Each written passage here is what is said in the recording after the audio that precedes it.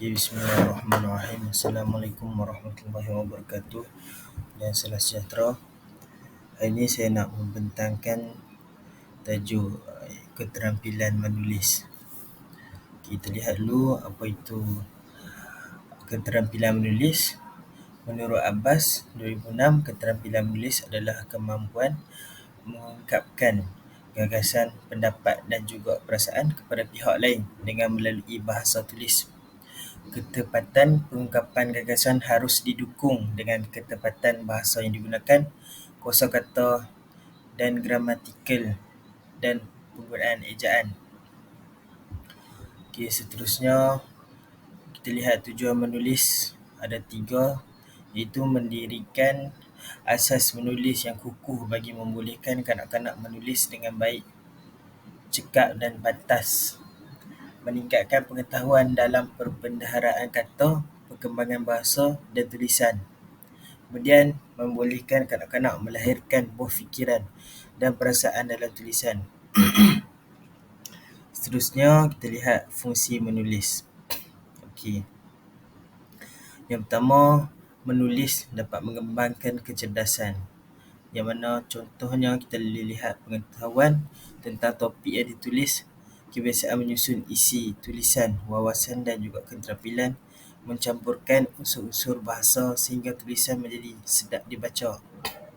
Kemampuan tersebut sekaligus mengasah daya fikir dan kecerdasan seseorang yang mampu belajar menulis atau mengarang. Dan menulis mengembangkan daya kreativiti. Dalam menulis, seseorang mesti menyiapkan sendiri segala hal. Contohnya isi tulisan, pertanyaan dan jawapan serta pembahasan. Oleh itu, apa-apa yang ditulis harus tersusun sedemikian rupa sehingga logik, sistematik dan tidak membosankan. Okey, khususnya menulis menimbulkan kepercayaan diri dan keberanian. Itu kita lihat menulis memerlukan keberanian untuk menampilkan pemikirannya, termasuk perasaan, cara fikir dan gaya tulis. Okey. Penilaian atau tanggapan dari orang lain dapat memupuk penulis untuk memperbaiki kemampuannya dalam menulis. Khususnya menulis memupuk kemampuan dalam ianya dapat menemukan, mengumpulkan dan mengorganisasikan maklumat hasil pengalaman. Ia tidak dimiliki maklumat yang cukup tentang topik yang akan ditulis serta malas mencari maklumat yang diperlukannya. Khususnya kita lihat jenis-jenis menulis. Tengok ada berapa. Yang pertama, menulis deskripsi. Deskripsi bermaksud pemaparan atau penggambaran dengan kata-kata terhadap suatu benda, tempat, suasana atau keadaan. Melalui penulisannya, penulis deskripsi akan mengharapkan pembaca dapat melihat, mendengar, menghidu dan merasakan hal yang sama dengan penulis. Deskripsi pada dasarnya merupakan hasil dari pengamatan melalui panca indera yang disampaikan dengan kata-kata. Okey, seterusnya menulis naratif. Naratif adalah tulisan atau karangan yang berbentuk penceritaan. Okey, tulisan naratif ini mengajak pembaca melalui dan menghayati cerita yang disampaikan. Selain daripada itu, tulisan naratif ini kebiasaannya memberikan gambaran atau menceritakan semula sesuatu peristiwa atau pengalaman yang telah dialami. Okey. Seterusnya kita lihat menulis argumentatif.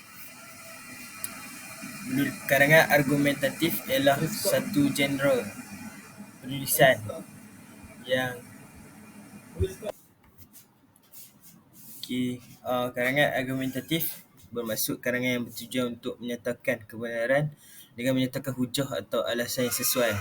Selain itu, karangan argumentatif bertujuan mengajak, memujuk dan mempengaruhi orang lain. Okey, kita lihat seterusnya lah. Peringkat keterampilan menulis.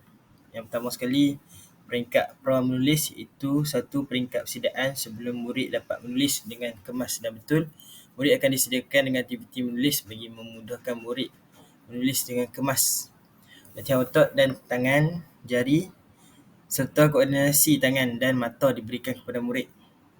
Seterusnya, peringkat mekanis.